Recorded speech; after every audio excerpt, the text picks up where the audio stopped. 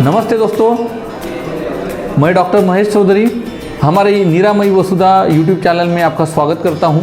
दोस्तों, आज के वीडियो में हम दूध के बारे में चर्चा करेंगे। दूध एक ऐसी चीज़ है जिसकी शुरुआत, हमारे दिन की शुरुआत दूध से शुरू होती है। कोई दूध पीते हैं, कोई चाय पीते हैं, कोई कॉफ़ी पीते हैं, लेकिन इन सब चीज़ों में दूध का अनन्य साधारण महत्व है। लेकिन ये दूध हमारी ज़िंदगी में क्या काम करता है, इसकी विस्तृत चर्चा हम इस वीडियो में करेंगे। दोस्तों, दुग्ध मतलब दूध, मिल्क, इसका आयुर्वेद में अष्टदुग्ध वर्ग में समाविष्ट किया गया है। तो अष्टदुग्ध कौन कौन से हैं? गाय, भैंस, बकरी, गधा, हाथी, ऊंटीन, घोड़ी और मेंढी, इन 8 जानवरों के दूध को अष्टदुग्ध वर्ग कहा गया है। लेकिन इनमें से सर्वश्रेष्ठ दुग्ध एक गाय का ही है, गोदुग्ध। इसको आयुर्वेद में सर्वश्रेष्ठ कहा गया है। और वो भी अगर भारतीय मूल की देसी गाय होंगी तो उसके दूध का तो क्या कहना। और इस बारे में पाश्चात्य देशों में उनकी यूनिवर्सिटी में भारतीय मूल की देसी गाय का दूध में बाकी जर्सी गाय के दूध से ज़्यादा जेनेटिक प्रोडक्ट्स पाए गए हैं और ऐसा संशोधन में भी आया है। ये चीज़ें मैं आपको इसी वीडियो में आगे बताऊंगा। उसके पहले शास्त्र में क्या कहा गया है दूध के बारे में, ये मैं आपको बताता हूँ। स्वादुपाक रसम स्निग्धम ओजस्य धातुवर्धनम वात पित्त हरम रुष्यम श्लेष्मलम गुरु शीतलम, ऐसा अष्टांग हृदय में कहा गया है। इसका मतलब क्या है कि ये दूध जो है ये स्वादुपाक है। इसका पाक जो है ये स्वादु मधुर है, इसका रस मधुर है, स्निग्ध है और ओज और धातु वर्धन के लिए सर्वश्रेष्ठ कहा गया है। और यही दूध वात पित्त को हरता है। और यही दूध रुष्य भी है और श्लेष्मल मतलब कफकारक है और गुरु गुणात्मक है, पचने में थोड़ा जड़ होता है और शीतल है मतलब शीत है, ठंडा है। ऐसी गुणधर्म अष्टांग संग्रह में कहा गए हैं। और यही सब गुण और दूध के जो गुण है 10 गुण, वही अपने शरीर में जो ओज होता है, सप्त धातु का सर्वश्रेष्ठ सार होता है ओज, वही गुण ओज के होते हैं जो गुण दूध के होते हैं। अभी ओज के क्या क्या गुण हैं? तो मधुर, शीत, मृदु, स्निग्ध, बहल, श्लक्ष्ण, पिच्छिल, गुरु, मंद और प्रसन्न, ये 10 गुण ओज के हैं और यही 10 गुण दूध के भी है। और ये 10 गुणों के विपरीत गुण मद्य के हैं, मदिरा मतलब दारू के। इसलिए दूध पीने वाले लोग और दारू पीने वाले लोगों में क्या फ़र्क होता है ये भी मैं आपको आगे बताऊंगा। लेकिन दूध के एग्जैक्टली अपोजिट गुणधर्म वाली दारू होती है। अच्छा, आगे और भी शास्त्रों में कहा गया है कि गोक्षीरम मनभिषंधि स्निग्धम गुरु रसायनम रक्त पित्त हरम शीतम मधुरम रस पाकयो। मतलब ये जो गोक्षीर होता है ये थोड़ा अभिषंधि होता है, स्निग्ध गुरु रसायन मतलब रसायन द्रव्य में सर्वश्रेष्ठ कहा गया है, रक्त पित्त हर कहा गया है, शीतम मधुरम और रस पाकयो। इसके अलावा अत्र गव्यम तु जीवनीयम रसायनम, ऐसा अष्टांग संग्रह में और एक कहा गया है, अत्र गव्यम तु जीवनीय रसायनम। मतलब ये गाय का दूध जो है ये सर्वश्रेष्ठ जीवनीय द्रव्य में सर्वश्रेष्ठ है। ये जीवन के लिए हितकारक है, शरीर, आत्मा और मन के लिए पोषणदायक है, हृदय के लिए पोषणदायक है। ऐसा गाय का दूध का वर्णन अपने वेदों में कहा गया है। और ये सर्वश्रेष्ठ रसायन भी है। ये इसलिए कि धी, धृति और स्मृति, धी मतलब बुद्धि, धृति मतलब ग्रास्पिंग पावर और स्मृति मीन्स मेमोरी, इन सब चीज़ों को ये बनाए रखता है। इन चीज़ों को शरीर में वृद्धि करता रहता है। और सबसे बड़ी बात, चिर तरुण रहने के लिए दूध सर्वश्रेष्ठ कहा गया है। और कहा है क्षीर घृताभ्यासो रसायनम, चरक सूत्र 25 में कहा गया है क्षीर घृताभ्यासो रसायनम। मतलब ये गाय का दूध और गाय का घी एक साथ पीने से ये सर्वश्रेष्ठ रसायन का काम करता है। दुनिया में जितने भी रसायन द्रव्य है, मतलब जो शरीर को बल बुद्धि वर्धक होते हैं, उन सब रसायनों में गोक्षीर घृताभ्यास सर्वश्रेष्ठ कहा गया है। अगर इसमें आप हल्दी डालेंगे तो ये तो सोने पे सुहागा हो जाता है। दूध कफवर्धक होता है, इसलिए अगर हल्दी उसमें डालेंगे तो वो ये दोष को भी नष्ट कर देता है। तो दूध और उसमें गाय का घी, गाय के दूध में गाय का घी और उसमें हल्दी, ये हर व्यक्ति अपने अपने हिसाब से कम ज़्यादा मात्रा में ले सकता है, लेकिन अगर ये लेगा तो ये दुनिया में सबसे अच्छा रसायन कहा गया है। जीवनियम तथा वात पित्तच्च परम मतम, ऐसा सुश्रुत ने कहा है। जीवनियम तथा वात पित्तघ्नम परम मतम, मतलब जीवनीय तो है तथा वात पित्त को हरने वाला भी श्रेष्ठ रसायन कहा गया है। ऐसा दुग्ध स्तन्य जनन होता है, मतलब जो डिलीवरी होने के बाद में स्त्रियों के लिए बहुत अच्छा साबित हुआ है। स्तन्य जनन होता है, जिस माता भगिनियों को दूध कम आता है उन्होंने अगर गोक्षीर घृताभ्यास किया तो वो स्तन्य जनन का काम करता है, मतलब दूध की ज़्यादा पैदाश करता है। और कहा है कि जरा निवारण, मतलब वृद्ध बूढ़े लोगों के लिए ये दूध एक आदर्श रसायन, आदर्श अन्न कहा गया है। वृद्ध लोगों में दूध के सिवाय दूसरा अन्य श्रेष्ठ अन्न नहीं है, ऐसा शास्त्रों में कहा गया है। दूध ही वृद्ध लोगों के लिए सर्वश्रेष्ठ अन्न है। और इसके बारे में भगवंत श्री कृष्ण ने गीता के 17वें अध्याय में कहा है, यथा भुज्यते अन्नम तथा च धारयते शरीरम, मतलब आप जैसा अन्न धारण करेंगे वैसा ही शरीर पाएंगे, ऐसा भगवान श्री कृष्ण ने उनके गीता में 17वें अध्याय में कहा है। सात्विक भोजन देह और अपने मन का उत्तम पोषण करते हैं। दूध हित उसका एक बहुत अच्छा उदाहरण है।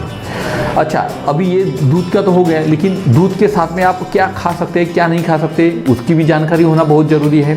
तो दूध के साथ में कोई भी फल नहीं खाना चाहिए, कोई भी फल नहीं, क्योंकि ये विरुद्ध अन्न का पार्ट होता है, एक इनकम्पेटिबल होता है। अच्छा, आप कहेंगे हम तो इसके साथ में फ्रूट सलाद खाते हैं, लेकिन मेरे दोस्तों मुझे आपको इस वीडियो के जरिए ये कहना है कि ये विरुद्ध अन्न का भाग है।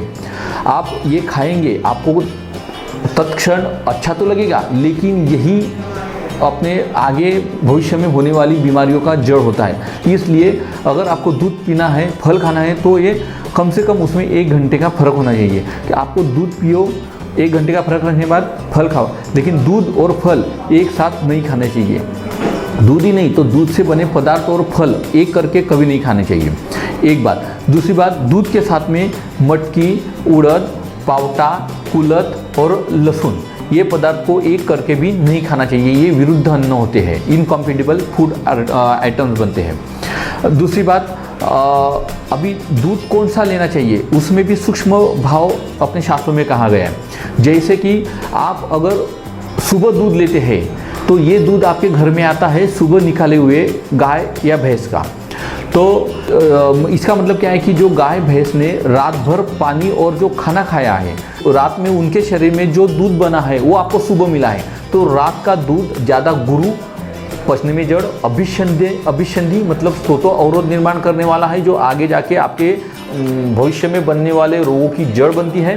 तो तीसरी बात यह है कि रात भर ये गाय और भैंसें एक जगह पे खड़ी रहती है, तो रात में तम गुण बढ़ा रहता है, तो वो दूध में भी यही गुण आते हैं, इसलिए सुबह का दूध पचने में जड़ होता है। इसके अपोजिट दिन में ये गाय भैंसें चरती रहती है, घूमती रहती है, तो इसकी वजह से उनके शरीर में बनने वाला दूध हल्का होता है। इसलिए हो सके तो सुबह के बजाय शाम को दूध खरीदिए, शाम को निकाला हुआ दूध, तो ये पचने में भी हल्का होता है और तमो गुण उसमें नहीं होता है। और एक बात है कि मॉडर्न साइंस के अनुसार इसमें विटामिन B12 साइनोकोबैलमिन की प्रचुर मात्रा होती है। विटामिन डी में दही, लोणी, तूप ये सब चीज़ें होती है, तो इसके लिए उसमें विटामिन डी भी होती है। विटामिन डी कैल्शियम के लिए कैल्शियम को एब्सॉर्ब करने के लिए बहुत ज़रूरी होता है। जो विटामिन डी अपने को सूर्य भगवान से सूर्य की किरणों से मिलता है, वही विटामिन डी दूध के दही, तूप, लोणी में होता है। मॉडर्न साइंस और भी कहता है कि इसमें होमोसिस्टाइन जो अमाइनो एसिड है, जिसकी नॉर्मल रेंज 15 माइक्रोमोल प्रति लीटर होती है, तो जो लोग दूध पीते हैं, हमेशा दूध पीते हैं, उन लोगों को ये होमोसिस्टाइन लेवल नॉर्मल रेंज होने की वजह से उनमें धमनी का काठिन्य, रक्तदाब और ना सेरेब्रल स्ट्रोक, ना हार्ट अटैक, ये बीमारियां होने की चांसेस बहुत कम होते हैं। इसके अलावा जो लोग दूध या दूध से बने पदार्थ पीते नहीं है, या दूध के विरुद्ध गुण वाले जैसे कि वाइन, दारू वगैरह ये चीज़ें हैं, ये पीते हैं, तो इनमें जो ये होमोसिस्टाइन नाम का जो अमाइनो एसिड होता है, ये नॉर्मल रेंज बढ़ी रहती है। इसकी वजह से उनकी जो शरीर की सीरा धमनी जो होती है तो ये काठिन्य मतलब ये स्टिफ बच जाती है और इस वजह से वो फूटती रहे, इसलिए हार्ट अटैक आना या सेरेब्रल स्ट्रोक होना, रक्तवाहिनियों में रक्त की गुठलियाँ बनना, ये सब चीज़ें इस वजह से होती है। इसलिए रोज़ दूध पीजिए और स्वस्थ रहिए। आप स्वस्थ तो अपना भारत स्वस्थ, और भारत स्वस्थ तो आत्मनिर्भर, हमारे परमादरणीय पंतप्रधान मोदी जी के आत्मनिर्भर भारत के लिए आप सब इम्पोर्टेंट है। इसलिए स्वस्थ भारत के लिए कामना कीजिए और स्वस्थ भारत के लिए आप सब उतने ही महत्वपूर्ण है। इसलिए रोज़ गाय का दूध पीजिए, गाय का दूध, भैंस का नहीं। जो बातें बता रहा हूँ वो क्षीर के लिए है, मतलब गाय के दूध के लिए। गाय के दूध में कैल्शियम भी होता है, विटामिन डी जो मैंने बोल दिया, विटामिन डी, कैल्शियम जो डायबिटीज़ टाइप 2 को रोकने में सक्षम होता है। अगर जो गाय का दूध पीता है उसमें डायबिटीज़ टाइप 2 14% से कमी होने के चांसेस होता है। अगर उसमें भी भारतीय मूल के देसी गाय का दूध पिएंगे तो डायबिटीज़ टाइप 2 होने के तो बहुत ही कम चांसेस होते हैं। इसके अलावा ये गाय के दूध में फास्फोरस होता है जिसकी वजह से अपने हड्डियाँ ज़्यादा दंडगट बनती है। इसमें और कैनिटीन नाम का प्रोटीन होता है जो एंटीऑक्सीडेंट होता है। तो दोस्तों ये दूध हम बच्चों को भी देते हैं और आजकल की मॉडर्न माताएं दूध में चॉकलेट, कोको, होलेंटाइन, ये सब जो बोर्नविटा, ये सब चीज़ें ऐड करती है। तो ऐसे दूध के साथ ये चीज़ें ऐड करने से उसमें कोई नुकसानदायक नहीं है। बहुत सारे माता और भगिनियों को ये मन में प्रश्न उपस्थित होगा कि हम बच्चों को प्लेन दूध दें या उसमें कुछ डालें। तो ये चॉकलेट या बोर्नविटा जैसी चीज़ें डालने से कोई परहेज़ नहीं है, आप डाल सकते हैं। बच्चों के शरीर में दूध जाना चाहिए, ये अपना मेन उद्देश्य होना चाहिए। तो इसलिए ये आप देते रहिए। दूसरी बात, प्रोटीन की बात मैं कर रहा था, तो दूध में कैसीन, लैक्टोलो अल्ब्यूमिन एंड लैक्टोलोग्लोबिन, ये फर्स्ट क्लास प्रोटीन्स दूध में होते हैं। दूध की साय जो होती है, दूध की साय में 35% प्रोटीन्स होते हैं और 30% फैट होते हैं। जो अपने यूरोपियन कंट्रीज है, पाश्चात्य देशों में अपने भारतीय मूल के गाय के दूध पर बहुत बड़ी रिसर्च चल रही है। ऐसे research Indian journal of nutrition and dietetics के दिसंबर 2005 के जर्नल में छपी है। गाय के दूध में कॉन्जुगेटेड लिनोलिक एसिड जो होता है जिसे CLA कहते हैं, ये अमाइनो एसिड से ब्रेस्ट कैंसर, अतड़ियों का कैंसर और जो स्किन कैंसर होते हैं ये दूर किए जाते हैं या फिर ये होने के चांसेस बहुत कम होते हैं। गाय का दूध जो होता है वो अपने नेत्रों के लिए बहुत ही नेत्रकर होता है, मतलब दृष्टि की रक्षा करने वाला होता है। अच्छा, और एक शंका आती है कि दूध कच्चा पिए जिसे धारोष्ण कहते हैं या उबाल के पिए। तो दोस्तों कच्चे दूध में वही लोग पी सकते हैं जिनकी वैधि प्रतिक्रिया शक्ति, इम्यून सिस्टम अच्छी हो, क्योंकि तकरीबन कच्चे दूध में जंतु संसर्ग होने के बहुत ज़्यादा चांसेस होते हैं। इसलिए कोई भी दूध उबाल के पीना ही ज़्यादा अच्छी बात है।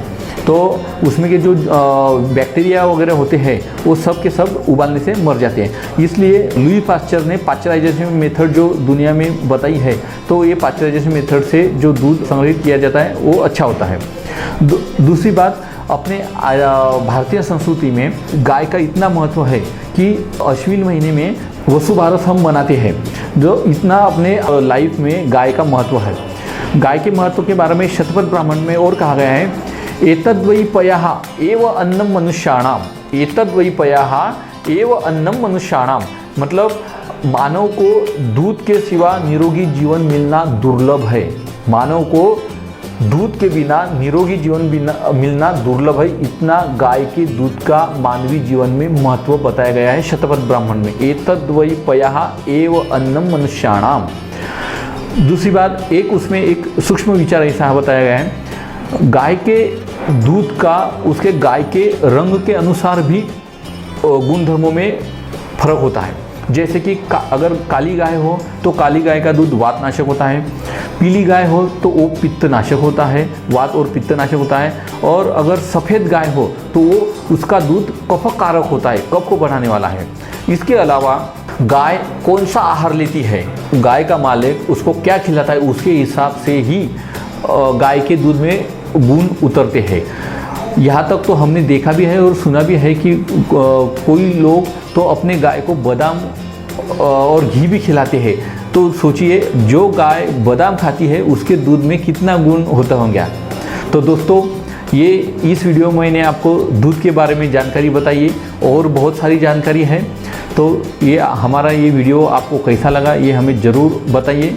हमारे इस यूट्यूब चैनल निरामयी वसुधा को ज़रूर सब्सक्राइब कीजिए, शेयर कीजिए, अपने दोस्तों के साथ लाइक कीजिए और हमारे बेल आइकन को ज़रूर दबाइए। नमस्ते।